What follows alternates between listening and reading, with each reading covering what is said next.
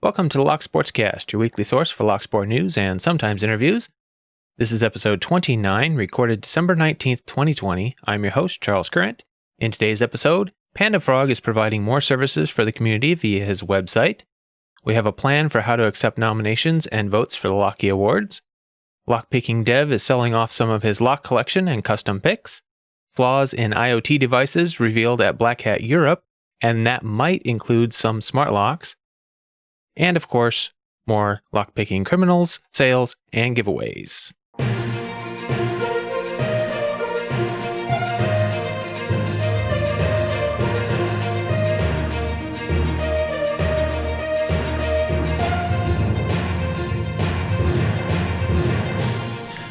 If you're interested, you can find the audio version of this show on most podcast apps and at thelocksportscast.com. You can find the video version on YouTube. Links to all stories discussed will be in the show notes. You can find full show notes at thelocksportscast.com because some of the podcast apps and YouTube limit the length of show notes and whether they can include clickable links. So I always keep a good copy of the show notes at thelocksportscast.com.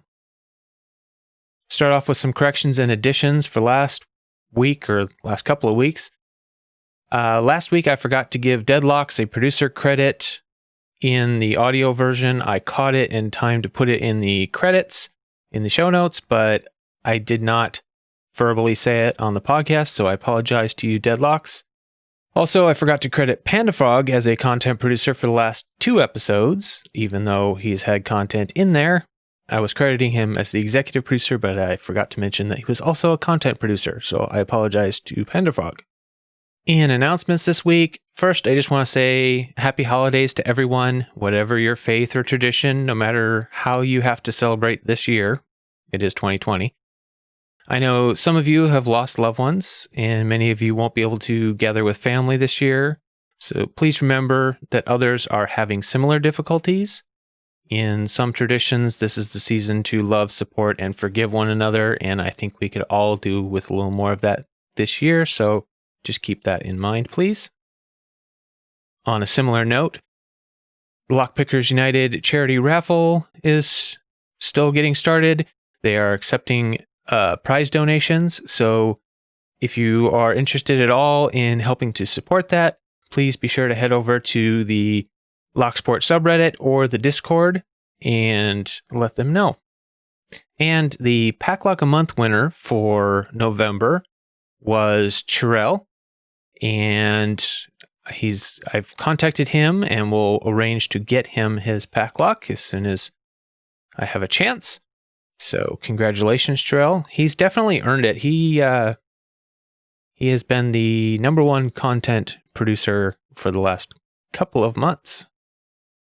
And starting right off, Chirel shared a tweet with me by the Master Locksmith Association, and it said, "Great to hear our MD talking on BBC Radio, you and yours today, about the rising number of consumers being ripped off by rogue locksmiths and warning homeowners about the bait and switch scam." And Anthony said, "Seems like a persistent issue, but BBC is a major news outlet mentioning it. The locksmith portion starts at 20 minutes and 50 seconds. And so you can go to the link in the show notes or the BBC's website and search out their show, and you can listen to that. But it's good to see more recognition going to that. I think it's something that really needs to be put out there so that people are aware and they don't get ripped off. In community-related news this week, Panda-Frog has started hosting a new service on his website called the Multi-Pick Giveaway Serial Number Check. And he says, as you might know, every multi-pick elite pick has a serial number, and they draw 3 winner numbers every month. It is a pain in the you-know-what to check these numbers every month. I was contacted by a developer of our community who would like to stay anonymous to see if I could build a website where you can enter your serial numbers and get a notification if your numbers were picked. Starting right now, you can enter your serial number and your email, and we will run the winning numbers every month against yours and message you if you have won or not. Disclaimer, we are not associated with Multipick. This is a service from the community for the community. And thank you to the anonymous developer for building the website. Cheers, Panda-Frog. I will have a link to that in the show notes. It is multipick.challenge-lock.com if anybody is interested. And also, Panda-Frog got in touch with me and offered to help set up a system for accepting nominations and votes on the Locky Awards this year. So since I don't have a proper website set up, the actual hosting of the system will be on his website, but you will get there from lockyawards.com. So between the 1st and the 31st, you can go to lockyawards.com and follow the instructions that you will find there to submit your nominations. You will have to register on the site, challenge-locks.com, in order to nominate or vote. But you should probably do that anyway, and while you're there, you can register your challenge locks, register your multi-pick serial numbers, and check out the Million Scoville Locksport Club if you like. Thank you very much to Panda-Frog for doing that. I really, really appreciate it. I was kind of struggling with how I was going to get that done this year, and it is a huge weight off my shoulders to have his support. And don't worry, we are working on systems to ensure that, I can make sure that everything is above board. Chirera also sent me a tweet. Looks like LockNoob has a new side channel, which is called SideNoob. So if you're interested in some of LockNoob's side projects, go to YouTube and check out his new channel, SideNoob. The link will be in the show notes as usual. I was also contacted by Mr. Blackmagic. He said, "Hey buddy, I don't know if it's content you were looking for, but I made a new video as the first part of some tutorials and how-to videos that I'm planning. Maybe you want to use it in your awesome podcast." And he sent a link to his first video in that series, which is his video number 11, Finger Pin Tutorial, What Are They, and How to Pick Them, both smooth and serrated. So yeah, I watched it. It's a very detailed explanation of how finger pins work and how to pick them with demonstrations. It looks like it's a good start to a series, so I'm going to recommend that people go over, check out Mr. Blackmagic's YouTube channel, and check out the video series. I will have links in the show notes as usual. He also mentioned that he thinks he is the first to pick the Bassy K10. It is pretty much the same lock as the Dom IX 10kg, he says, but it is technically a new lock, and he thinks he is the first to pick it. So that will be in his video number 6, and you can go check that out on his page as well. And there was a set of videos that I found interesting this week put out by The Bone in the Box called Dissecting Table Primus 29 SL. He takes apart a Primus 29 SL. This is the lock that Lock-A-Lot was the first to pick. I think I announced that the last week or the week before. And he does a good job of tearing it apart, showing you all the bits and pieces, the L pins, the finger pins, the sidebars, how that all interacts, and you can really get a feeling for what makes this one different than the original Primus. So I will, of course, link those in the show notes as well. Trail shared a tweet by Martin Newton on Twitter. It is a picture of a wooden model of a Chubb Cruiser padlock with a 2-in-1 picking tool. It's a beautiful wooden model with a clear plexiglass cover on the front of it, so you can see all of the wood levers in there. As it's really cool. You should go check it out.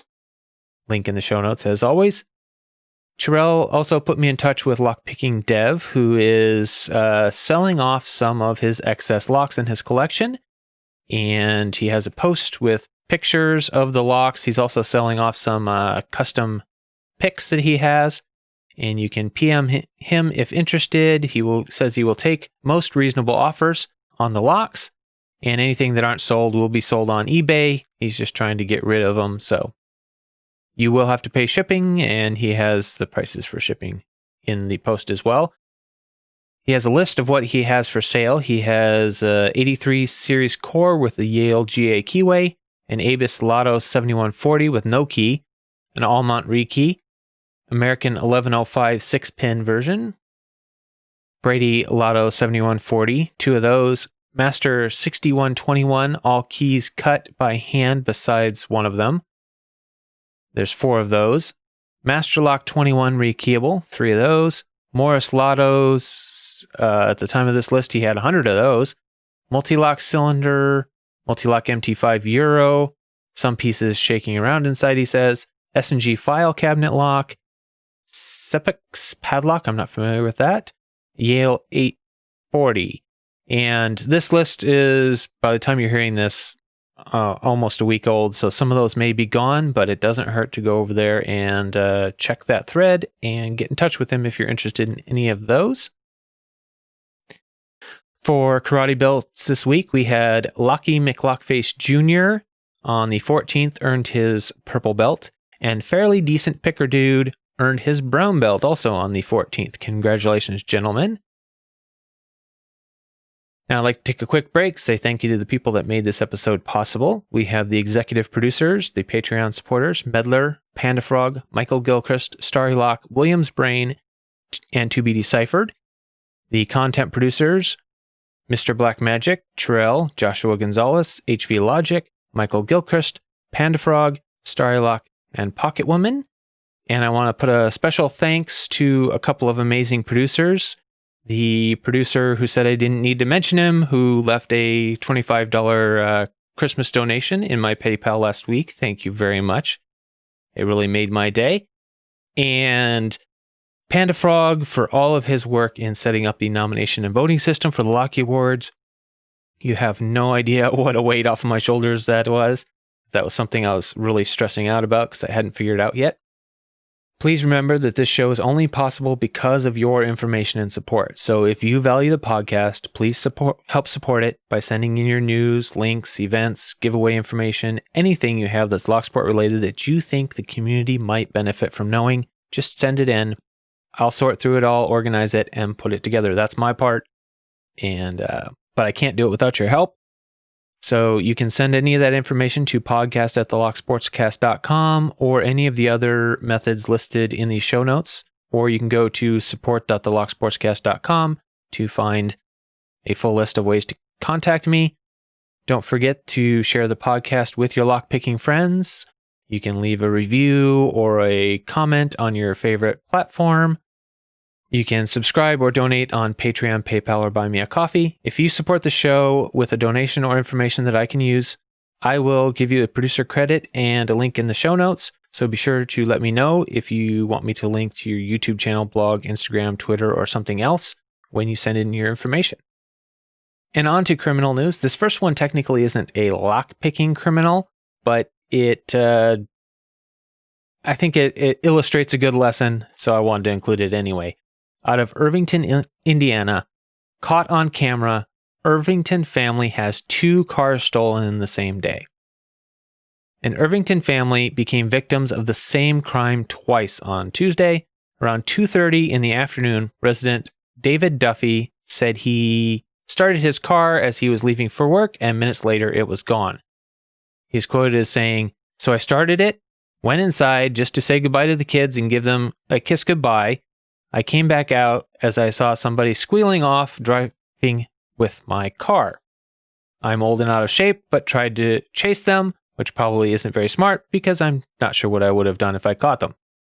When he lost sight of his van, he called police, and he says that they've done this, starting the car to warm it up, every day that it's been cold out for the last 17 years that he's lived in Irvington and never thought about it twice. It's 2:30 in the afternoon. You'd think it'd be fine, but obviously I was wrong. The key ring that was in the van that was stolen contained keys to everything they own. He had a mobile locksmith coming out to change the ignition cylinders on his other 2 vehicles. And he said just before 8:30 p.m., he was outside and the mobile locksmith was only about 5 minutes away when 2 people pulled up in his stolen van and stole the family's car, a 2006 Mazda 3. They had the key to it and they just tore off. I tried chasing them again, but cars are faster than I am. So he's out 2 cars. He did change the deadbolts on his cupcake shop and stuff like that. But just a quick lesson, you need to be careful.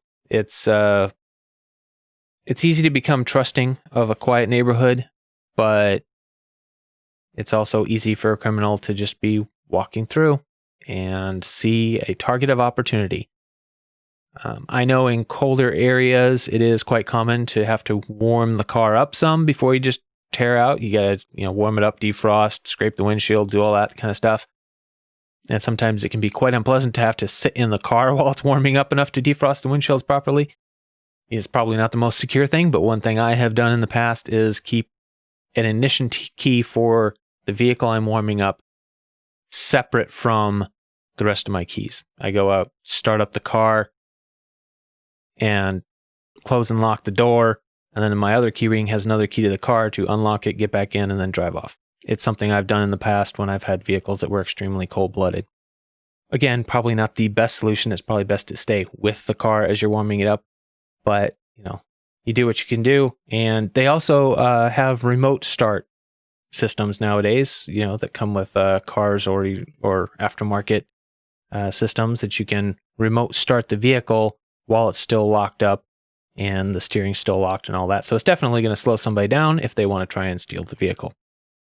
And out of Crossville, Tennessee, suspicious driving results in Georgia fugitive's arrest. On December 8th, police observed a 2013 Chevrolet Avalanche suddenly turn into a Ford dealership's rear parking lot, make a circle through the lot, and then pull out of the lot at a high rate of speed. The pickup nor the trailer had any license plates. The vehicle was quickly stopped, and the male and female occupants both told police that they didn't have any identification with them. They provided names, but physical descriptions did not match the occupants of the pickup. A Tennessee Highway Patrol trooper was called to the scene and assisted in identifying the suspects. The resulting investigation led to contact of the driver's grandmother and contact with Walker County, Georgia Sheriff's investigators. The subjects were identified as Jaron Allen Bell, 22, believed to be from Walker County, Georgia, and Destiny Hope Cook, 21, of Lafayette, Georgia, according to the police report. Once identified, Walker County detectives went to Crossville and took control of items found inside the pickup. Those items included a $100 counterfeit bill, a lockpick kit, 3 cell phones, and a Georgia license plate. Bell and Cook were charged locally with criminal impersonation after both lied about who they were. In addition, Bell was held for Georgia authorities from Lafayette, Georgia, on the charge of taking stolen property across state lines. The Walker County, Georgia Sheriff's Office also reported to Crossville Police that Bell is a suspect in a series of burglaries and catalytic converter thefts in that county. The pair were placed under $750 bond on the criminal impersonation charges, and extradition for Bell was begun to return to Georgia to face the theft charges there. Out of Bridgeton, North Carolina, police say that Daniel Fuller, 32, of Bridgeton, broke into a home on December 11th. They say that 2 safes were stolen that had money, car titles, financial documents, and other personal papers inside. Police officers and probation officer searched the home where Fuller was staying. They say they found stolen items along with marijuana, drug paraphernalia, drug scales, stolen credit card, and stolen identification documents. Fuller is charged with breaking and entering, larceny, safecracking, possession of stolen goods, possession of marijuana, and drug paraphernalia possession. It is reported that his probation has been revoked and he's being held on $80,000 bond. So if you have safes that are not too heavy to be moved, you might want to make sure that they are secured down, because it's a fairly common tactic for the thieves just to grab the safes, which obviously are going to hold the valuables, and then break them open at their leisure wherever they take them. And the U.S.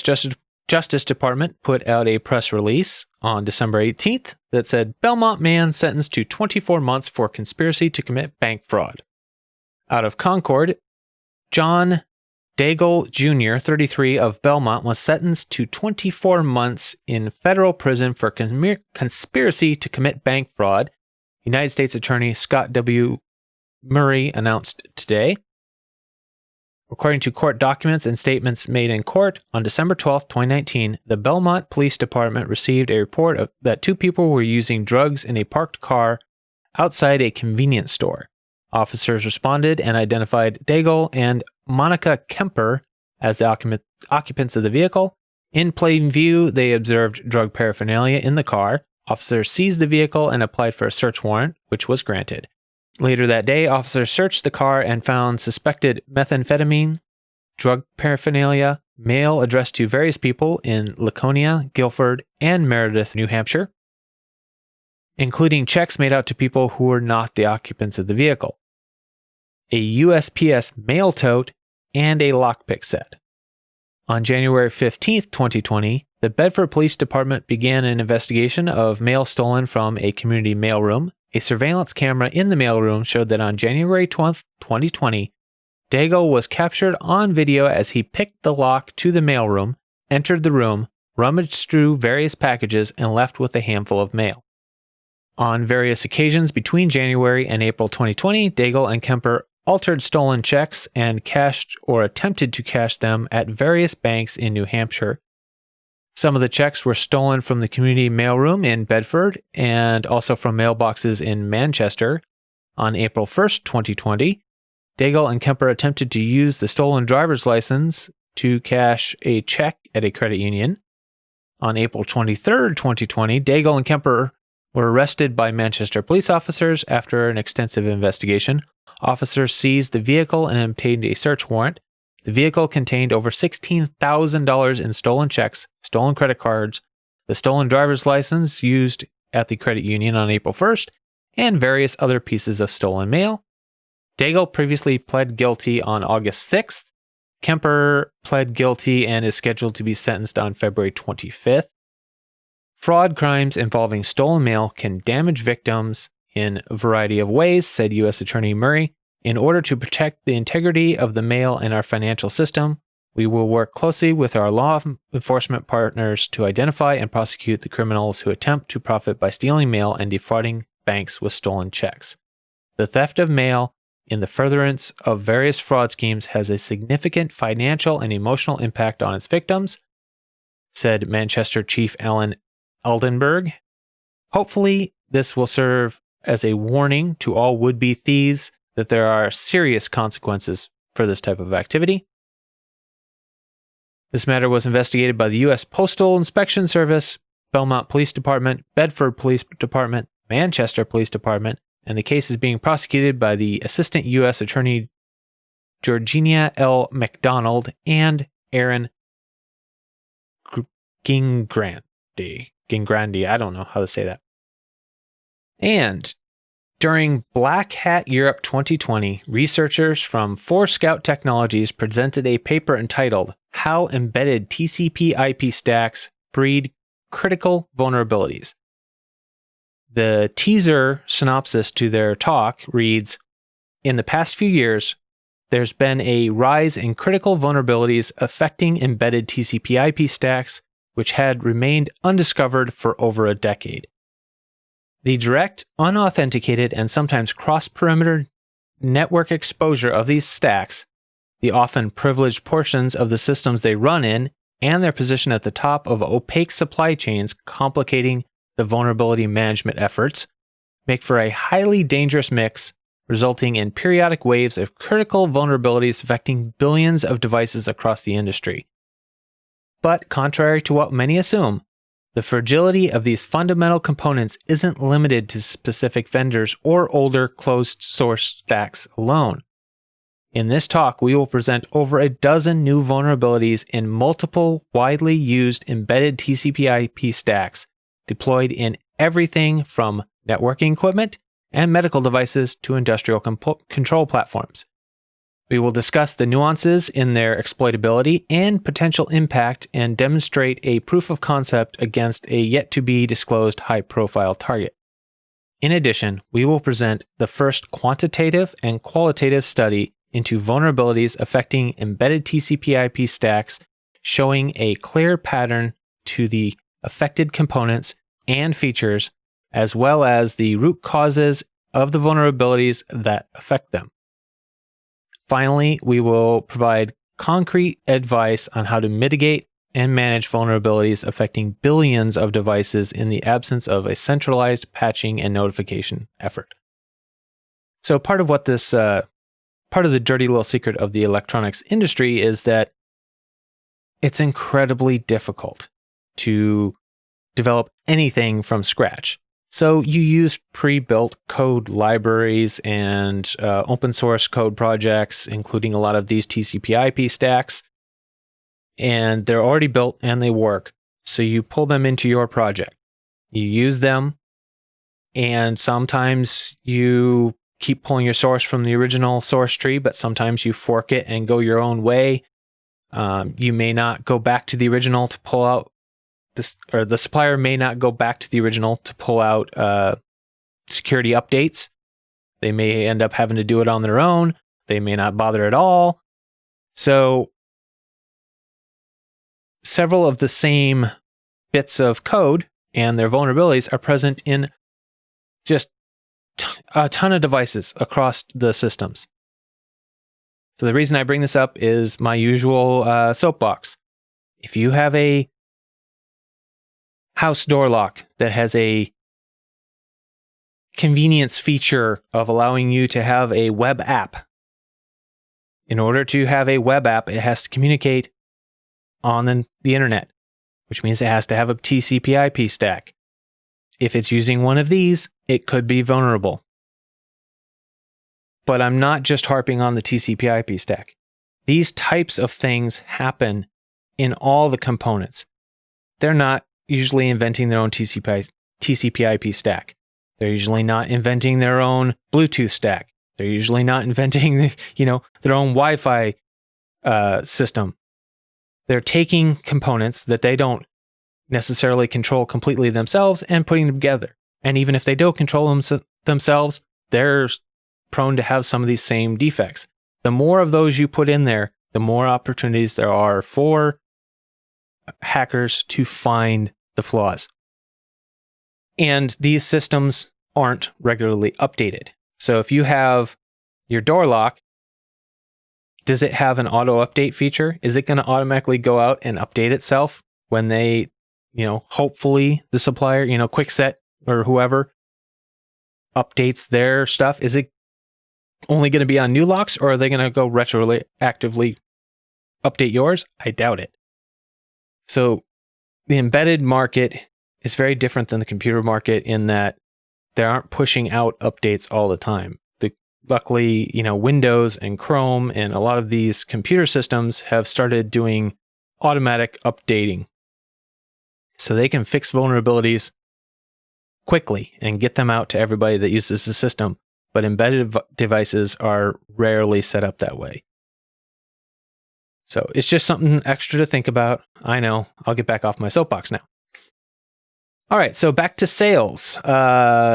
Southward, 25% off all products from November 25th to December 23rd. So that's almost over, but use the coupon code CHEER25 to get that if it's still active. Commando locks, 15% off all locks with the code FALL2020. That expires on the 1st of January. MAKO locks, 15% off with the code BuyMAKO. Seems to still be working. And last time I checked, a couple of days ago, the Black Friday specials page was still live, and the BuyMAKO deal still works on top of that. I haven't checked it today, but UK Lockpickers 10% off with the code GIFT was still working a few days ago, so you can check that out. And in giveaways, Michael Gilchrist is still holding his Norland 250 giveaway. To enter, you submit a video with the hashtag Norland 250 in the title, pick a lock around your skill level, tell a story about something positive that has happened to you during the pandemic. The entries must be submitted by December 25th or when he reaches 250 subscribers, whichever comes second. You can confirm your entry was received on a Google Docs spreadsheet that he has linked in his giveaway video description, so go over there and check that out. And Panda-Frog has his hashtag XmasPF2020 giveaway. The rules, you must use the hashtag XmasPF2020 so he can find your video. pick a lock in a non-destructive way with a Christmas/holiday spirit or theme. If you don't do Christmas, you may choose a different spirit or theme, but he would like you to explain about that theme. The giveaway ends 24th of December at midnight GMT +1. Starrylock and Pocket Woman are still doing their Shout Out Monday series. And just a reminder, they are giving away, Starrylock is giving away a 20-pound Law Lock Tools gift certificate. Pocket Woman has thrown in the Lockwood brass padlock and the lighted follower that she made following the instructions by Dr. Lock.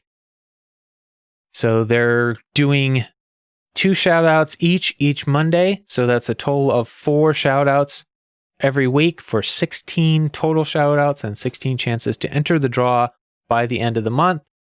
So make sure that you get over to their channels and check those out and get entered.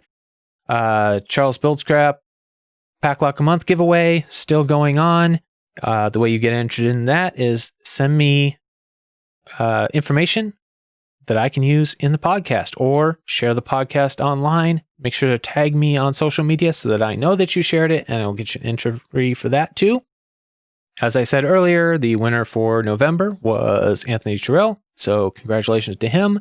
I am collecting the entries now for December, and it looks like there was lots of interest in me continuing the giveaway into 2021, so I will be contacting PacLock to order a new set of locks for that.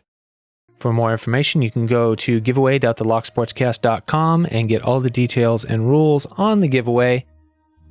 And remember to send me any information you have that is Locksport related, even if you don't think it's important. It might just be the bit of info that I need. If not, no harm done. Thanks for your support, and remember to keep it legal.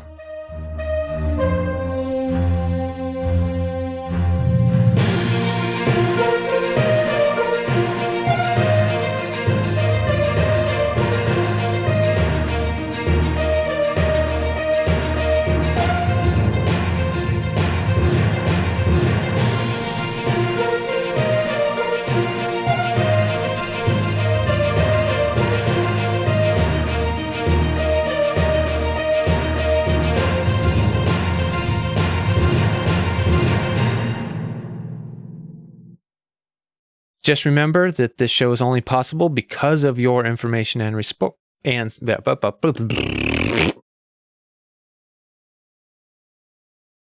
Please just remember that this show is only possible because of your information and